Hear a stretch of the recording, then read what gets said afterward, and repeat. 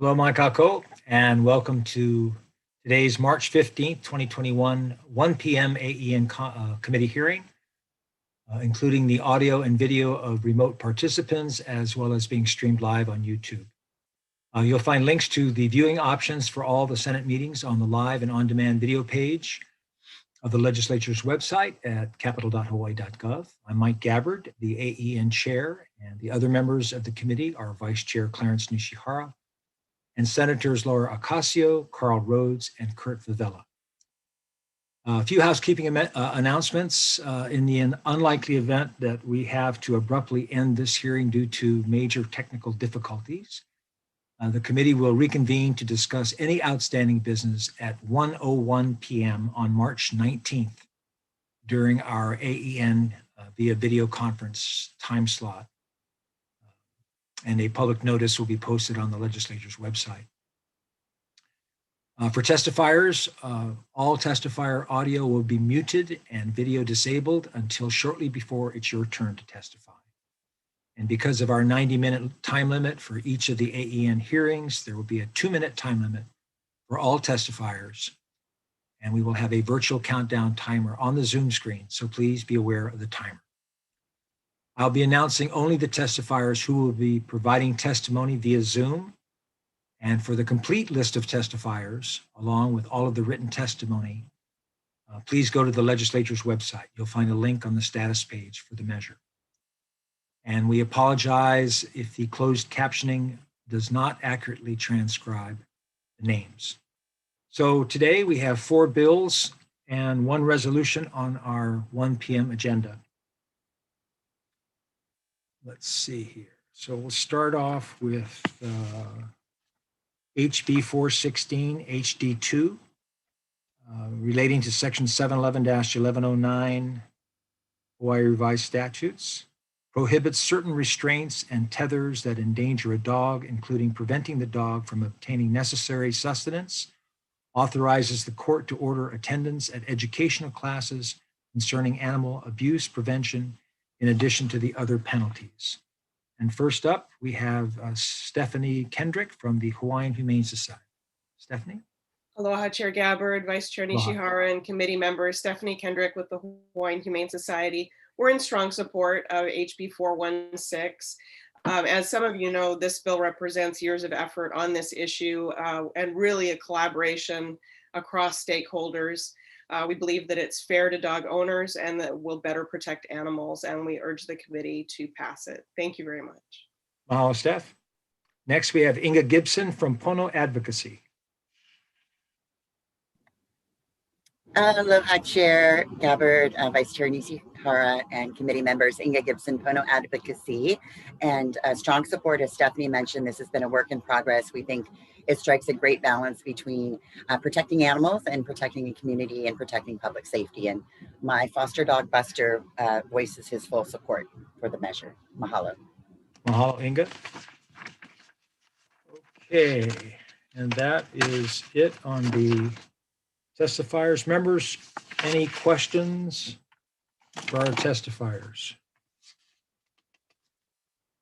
All right, I have one for the Humane Society.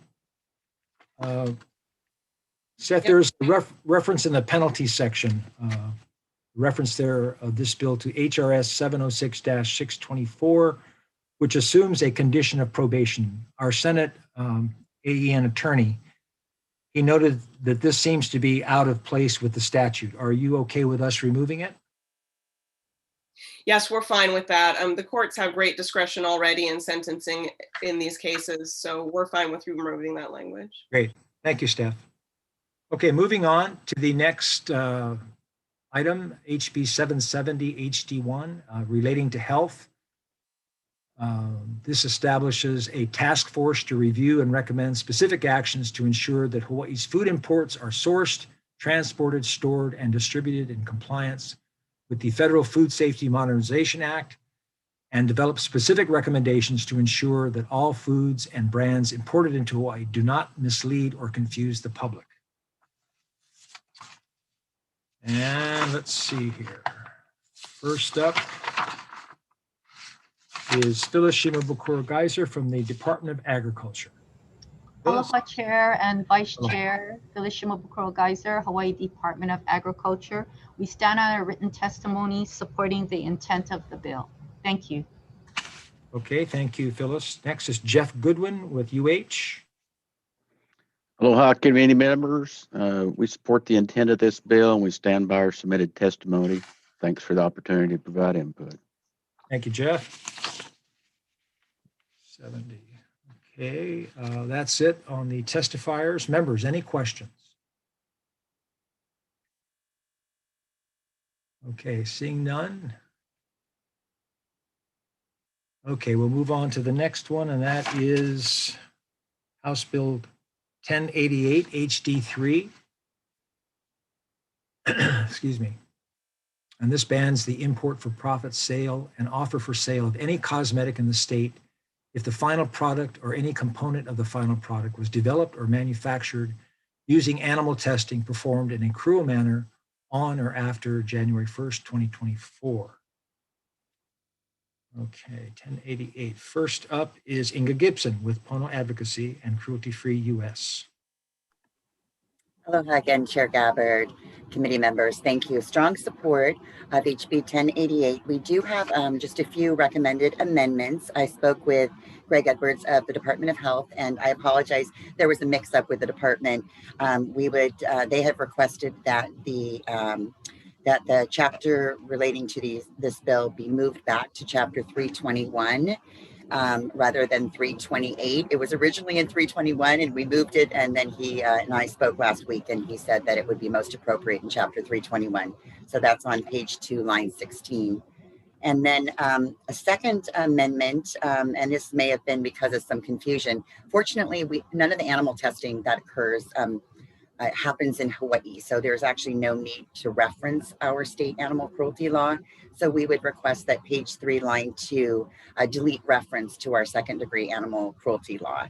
And I just want to emphasize that this has been a real collaborative effort with manufacturers. The Personal Care Products Council, representing more than 600 cosmetic companies and manufacturers, has been working with us on this measure and is in full support. Also want to clarify that this does not impact retailers.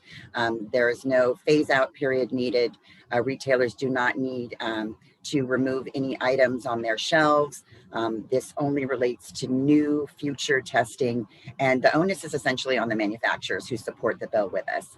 And then just finally, also want to mention that this does not impact any kind of medical research testing involving animals. This is solely for cosmetic purposes. So strong support and appreciate your consideration of those amendments. Mahalo. Mahalo, Mahalo Inga. Next up is Monica Engebretson from the Cruelty Free International. Monica? Aloha committee. I concur with everything that Inga said, so I'll try not to repeat any of her points. She made really good points. Like she said, we've worked for many years with the industry, the cosmetics industry, to come to agreements on this language. And the language takes into account the complexities of the industry and makes sure that retailers are not impacted. We also know that retailers and manufacturers already have to comply with similar laws in California, Nevada, and Illinois. And last week, Virginia signed their law their bill into law, and it comes into force on January 1st, 2022. So it's harmonizing across the United States and helping build momentum for a national law, which is what we really need. And we really hope that Hawaii can be part of that. And I'm available for any questions. And once again, back up the points that Inga Gibson made on those small amendments and changes. Thank you. Thank you, Monica. Next is Stephanie Kendrick from Hawaiian Humane Society. Hi, Chair. Hawaiian Humane stands on its testimony in support of the bill with the amendments being suggested by Inga. Thank you. Okay, thank you. Okay, members, are there any questions for our testifiers? Okay, seeing none, we'll move on to HB 1102, HD1, having to do with litter control. And this prohibits the intentional release of balloons inflated with a gas that is lighter than air. First up is Brian Nielsen with DLNR. Good afternoon, Chair, Vice Chair, and committee members. This is David Sakota on behalf of DLNR we'll stand on our written testimony and support. Thank you. Okay, thank you. Suzanne Frazier with the Beach Environmental Awareness Campaign, Hawaii. Aloha, Chair Gabbard, Vice Chair Nishihara, and committee members. My name is Suzanne Fraser. I'm testifying in very strong support of HB 1102, which will ban intentional balloon releases throughout Hawaii. This is a very important bill. What happens to balloons when they reach a certain height is they undergo what's called brittle fracture, which causes the balloons to take the shape of a squid or a jellyfish with tentacle-like things. And you can see that from the photos that we attached. The Balloon Council actually supports banning the release of balloons rather than banning balloons themselves. So the industry is in support of this bill. And we included that statement from their website with our testimony, along with a petition signed by over 1,500 people in support of state action on the problem of marine debris, including banning balloon releases. Balloons are one of the most dangerous types of marine debris because they're very mushy and sticky and gooey. And when they get inside of an animal, the animal is unable to push that balloon through their system and get rid of it. And so the animal dies through blockages. They can die through entanglement also in the ribbons from the strings. So really passing this very straightforward bill will make a huge difference. We see balloons very often in marine debris, and it's gooey and sticky and stuck to other things like shells and coral and so on. One thing we would really appreciate is an amendment to pass the original version of this bill because that one takes effect upon approval. Thank you very much for this opportunity to give testimony today. Aloha. Mahalo, Suzanne. And next we have Dean Otsuki. Aloha, Chair Gabbard, members of the AEN. My name is Dean Otsuki. I'm testifying on behalf of myself in strong support of this bill, HB 1102, which will prohibit the intentional release of balloons inflated with gases lighter in the air. Balloons, they fly around wherever they end up as being pollution. It's really bad here in Hawaii because, the balloons wouldn't just be going out into the ocean. And we've done many cleanups where we found balloons on the beach, marine life, seabirds, they mistake that as their food, ingest it, it's not good for them. There are better alternatives for this, giving flowers, leis, planting a tree, garden, etc. And I stand on my written testimony. Thank you for letting me provide testimony or oral testimony today. Thank you. Thank you, Dean. And any questions, members, for our testifiers? Okay, moving on to the final measure, Senate Resolution 60, requesting that year 2022 be designated as the year of the Limu. And first up is Leitani Peltier from the Office of Hawaiian Affairs. Aloha, Chair Gabbard, Vice Chair Nishihara, and members of the committee. Leitani Peltier on behalf of the administration of the Office of Hawaiian Affairs, testifying in strong support of SR 60, which will help to facilitate a greater appreciation for Limu and also reinforce existing efforts to transmit Limu knowledge and practices to future generations. When I think about the Hawaii that I've known and come to love, I'm acutely aware that this is not the same Hawaii that my parents grew up with, and that the Hawaii my parents grew up with is very different from that of my grandparents. The most obvious changes are in our physical environment, but there's also been loss of culture, traditions, and knowledge. And so I really mahalo and aloha the groups and individuals who are engaging in malama aina, malama kai, because they're not just restoring environment, they're restoring our cultural connections and honoring the legacy of our ancestors. Limu is truly part of our cultural heritage for Kanaka and Kama'aina alike. And so I respectfully urge the committee to pass this measure so that future generations can one day see native Limu in abundance, come to know the Limu traditions, rediscover the ono for Limu, and understand what it means to have that connection to Limu like our ancestors once did. Mahalo nui for the opportunity to testify on this resolution. Mahalo, Leitani. Next, we have Brian Nielsen from DLNR. DLNR stands on its written testimony in support of this resolution. Thank you. Okay. Let's see here. Kevin Chang with Kuaina Ulu Awamo. Hey, nice pronunciation. Aloha, Not committee bad for members. Samoan, huh? Yeah, pretty good for Sole.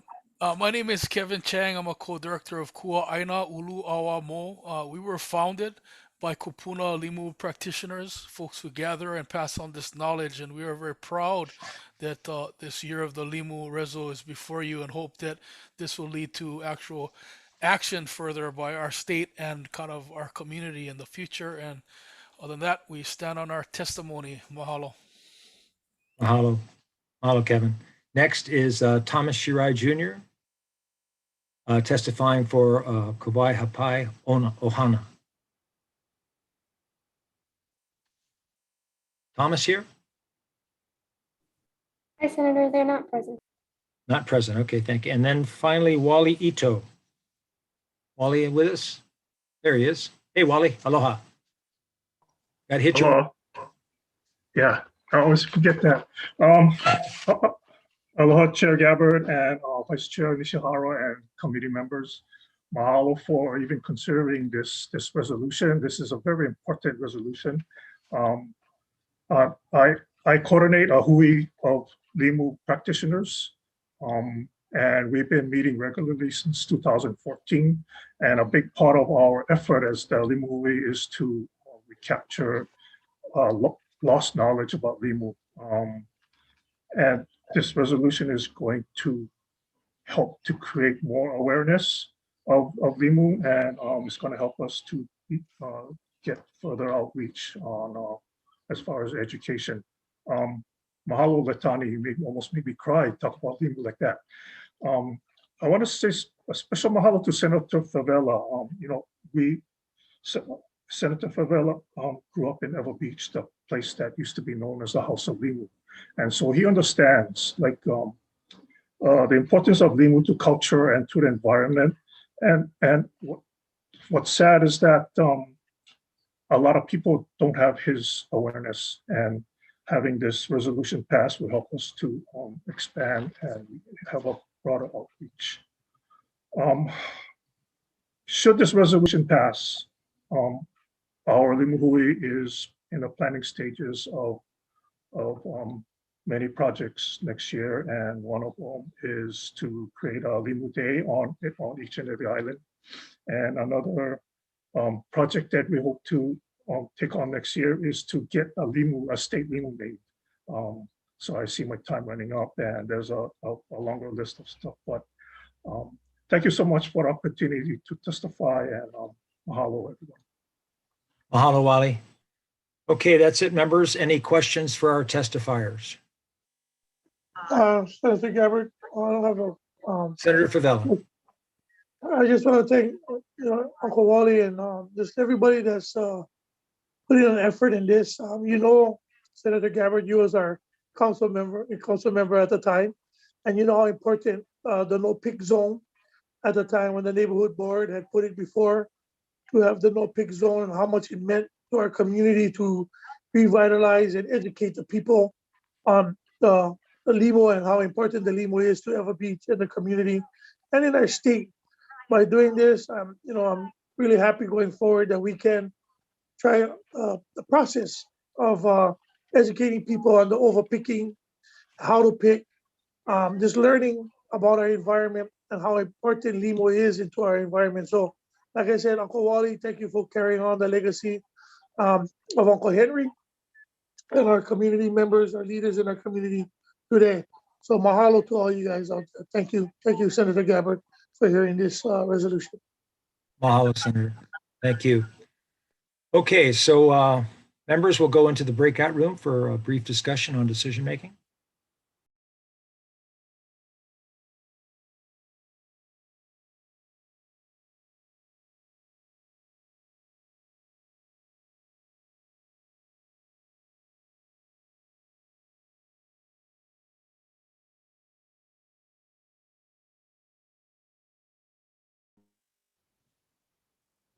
Okay, welcome back to the decision-making for the 1 o'clock AEN agenda. On the first measure, HB 416 HD2, having consulted with the committee, members, as noted in Pono's advocacy's testimony, chained dogs are 3 times more likely to bite and become aggressive than unchained dogs.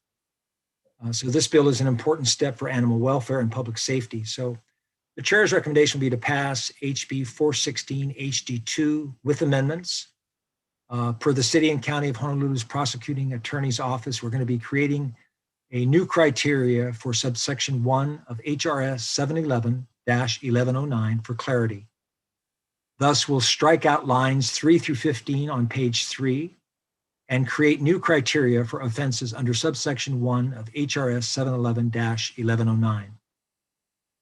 Thus, section 711-1109 HRS is amended by amending subsection 1 and adding 3 new criteria for the offense of cruelty to animals in the second degree to read, quote, number 1, a person commits the offense of cruelty to animals in the second degree if the person intentionally, knowingly, or recklessly, section H, tethers or restrains a dog under the age of 6 months unless the dog is engaged in an activity supervised by its owner or an agent of its owner. Section I, tethers or restrains by a tow or log chain. Or J, section J, tethers or restrains by means of a choke collar, pinch collar, or prong collar unless the dog is engaged in an activity supervised by its owner or an agent of its owner. Per the City and County of Honolulu's Prosecuting Attorney's Office will also amend the penalties a court may order of a person convicted of an offense of cruelty to animals in the second degree. Thus, we're going to strike out lines 5 through 9 on page 4 to properly account for the penalties as provided for under Class C felonies. And there's also some tech amendments. We'll add some tech amendments. Members, any discussion? If not, the chair votes aye. Vice Chair Nishihara. Aye. Senator Ocasio. Aye. Senator Rhodes. Aye. Senator Favela. Aye. Thank you, members. The measure passes.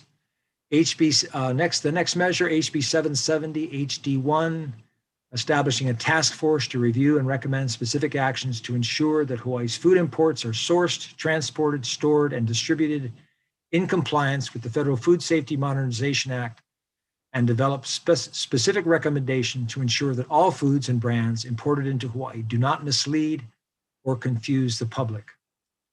Okay, members, the chair's recommendation will be to pass HB 770 HD1 with amendments. We'll add the Department of Health chairperson to the task force as they have jurisdiction over food safety issues. And we'll also correct the effective date to July 1st, 2021. And then there are some tech amendments. Any discussion? Seeing none, chair votes aye. Vice Chair Nishihara. Aye. Senator Ocasio. Aye. Senator Rhodes. Aye. Senator Favela.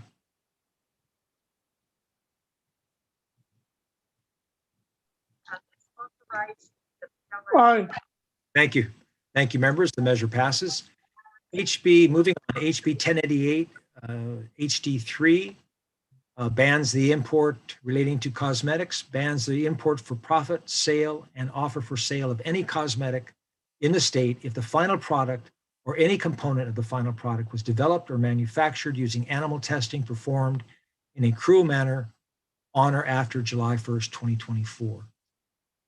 Members, this is another way for our state to be a leader in terms of helping to prevent animal testing in cosmetics. So my recommendation will be to pass HB 1088 HD3 with amendments. We'll adopt the Department of Health and Pono Advocacy's recommendation to move the provisions of this bill from Chapter 328 to Chapter 321 to allow county prosecutors the ability to pursue potential violators as provided for in the measure. And then also per Pono Advocacy's recommendation, we'll amend page 3, line 2 and 3, and remove the clause, quote, in a cruel manner as identified in section 711-1109, as the testing of ingredients on animals does not occur in Hawaii and thus could not be substantiated as meeting out our state law's definition of cruelty. And then of note is the Senate version of this measure, SB 345. It had a January 1st, 2022 implementation date, but we'll keep the implementation date of the ban in House Bill 1088 HD3 as January 1st, 2024. And then hopefully we'll work out the final date with the House in conference committee. And then we'll correct the effective date to upon approval. And tech amendments, any discussion? Okay, seeing none. The chair votes aye. Vice Chair Nishihara? Aye. Senator Ocasio? Aye. Senator Rhodes? Aye. Senator Favela? Aye. Thank you, members. The measure passes. Moving on to HB 1102 HD1, relating to litter control, prohibits the intentional release of balloons inflated with a gas that is lighter than air.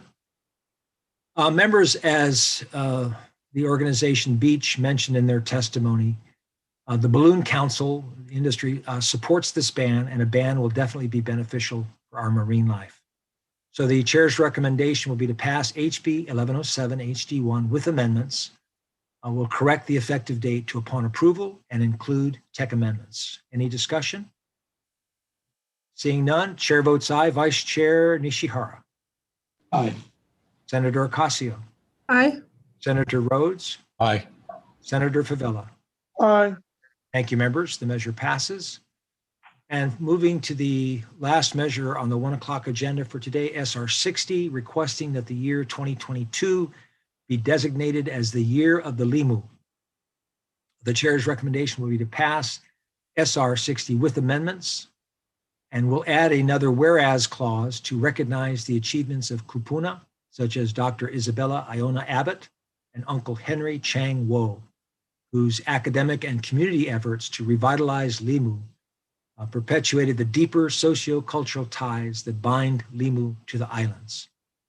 And then we'll also add another whereas clause to recognize community efforts like the Limu Hui from Kua and the Waimanalo Limu Hui for propagating Limu species. We'll add the chairperson of the Board of Land and Natural Resources and the Board of Directors and Limu Hui coordinator for Kuaina Ulu Awamo Kua in the list of recipients of the certified copies of the resolution. Any discussion, members? Okay, seeing chair votes aye. Vice Chair Nishihara? Aye. Senator Ocasio? Aye. Senator Rhodes? Aye. And Senator Favela? Aye. Okay, the measure passes. Thank you very much, members. I'll adjourn the 1 o'clock AEN. Mahalo.